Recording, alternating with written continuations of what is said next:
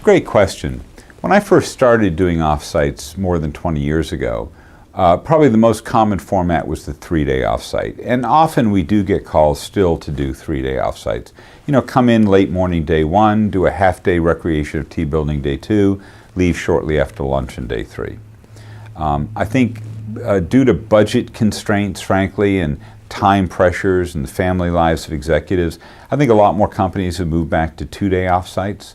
It's hard to sustain people's energy for 3 full days. 1 day is often seen as too short. It's hard to really come to closure on things. Some people like to sleep on things overnight before they can close on them. One thing I would say, though, is I think the idea of having the whole offsite happen end-to-end in one session is something that I want to challenge, and we as a firm often challenge.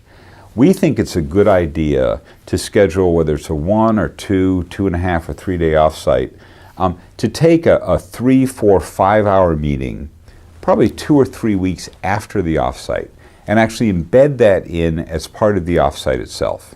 Say, look, we may not come to closure on all the questions during the session. We may have to come back and revisit certain things when we have more data. We might want additional people in the room. People may want to go back and check with their organizations. We may want to flesh out some options. We may not be ready to come to closure on all the important issues in one end-to-end meeting. So rather than have a follow-on meeting, we take that follow-on half day and actually embed it as part of the offsite itself.